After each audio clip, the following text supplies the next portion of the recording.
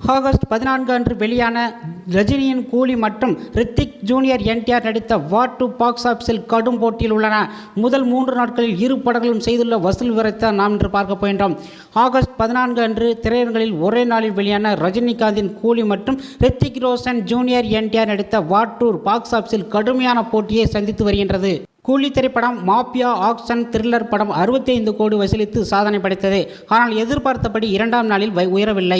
மாறாக குறைந்து 54.75 கோடியாக முடிந்தது. மூன்றாம் நாள் வசூல் மேலும் சரிந்துள்ளது. 38 கோடியாக மட்டுமே இருந்துள்ளது. நான்காவது நாள் அதைவிட சரிந்துள்ளது. மொத்தம் 15 கோடி மட்டுமே உயர்ந்துள்ளது. இருந்தாலும் 3 நாட்களில் இந்தியாவில் மட்டும் கூலி 158 கோடி ரூபாய் வசூலித்துள்ளது. வார் 2 படம் ஆனது ரித்திக் ரோஷன் ஜூனியர் என்டிஆர் நடித்த இந்த ஸ்பை ஆக்ஷன் படம் இரண்டாம் நாளில் 57.35 கோடி வரை வசூல் செய்துள்ளது. மூன்றாம் நாட்கள் ஆகஸ்ட் 16 சனிக்கிழமை வசூல் திடீரென சரிந்து 33.25 கோடியாக இருந்தது. நான்காவது நாளாக அதைவிட சரிந்து 14.25 கோடியாக சரிந்துள்ளது. இதன் மூலம் 3 நாட்களில் வார் 2 இந்தியாவில் 142.6 கோடி வரை வசூல் செய்துள்ளது.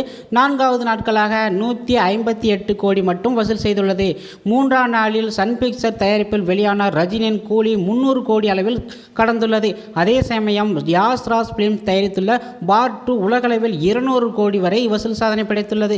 இந்த படமும் அடுத்ததாக 15 கோடி 11 கோடி மட்டும் அடுத்ததாக முன்னேறுகிறதே தவிர மற்றபடி இந்த படங்கள் மேலும் சரிந்துக்கிட்டே இருக்குது. இவ்வளவு கோடி 1000 கோடி போட்டு பட்ஜெட் எடுத்துள்ள அந்த படங்கள் இவ்வளவு மோசமாக சரிகிறது மிகப்பெரிய ஒரு வருத்தம் தான் சொல்ல முடியும். அந்தளவுக்கு படத்தை எடுத்து வச்சுருக்காங்க.